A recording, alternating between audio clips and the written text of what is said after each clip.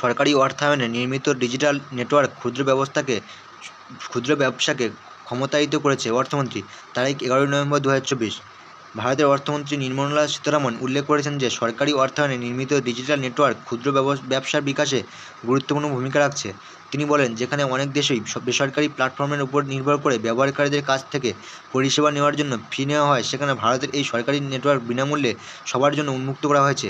এর ফলে ক্ষুদ্র মাঝারি ব্যবসাগুলোর জন্য নতুন বাজারে প্রবেশ এবং প্রসারিত হওয়ার সুযোগ তৈরি হয়েছে।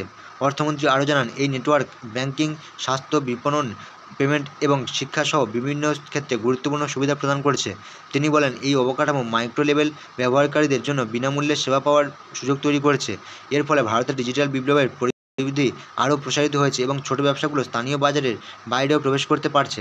তার সাম্প্রতিক নাগাল্যান্ড সফরের অভিজ্ঞতা শেয়ার করে সীতারামন বলেন, সেখানে এনজিওগুলো এখন মার্কিন যুক্তরাষ্ট্র থেকে অর্ডার পাচ্ছে, যা ডিজিটাল সংযোগের মাধ্যমে ভৌগোলিক ও অর্থনৈতিক দূরত্বকে কমিয়ে এনেছে। তিনি আরও উল্লেখ করেন যে ডিজিটাল কমার্সের জন্য খোলা নেটওয়ার্ক উদ্যোগটি একটি একক ডিজিটাল কমার্স প্ল্যাটফর্ম তৈরি করতে সহায়তা করছে, যা সকল ব্যবসার জন্য সহজলভ্য এবং এর ফলে ই কমার্স খাতে ব্যাপক বিকাশ ঘটছে। অর্থমন্ত্রী আরও বলেন, ডিজিটাল ও আর্থিক অন্তর্ভুক্তি এত দ্রুত অগ্রসর হচ্ছে যে মানুষ এখন আর গাইডেন্সের জন্য অপেক্ষা করছে না। সিস্টেমটি সহজলভ্য, ব্যবহারকারী বান্ধব এবং তাদের ফোনেই উপলব্ধ।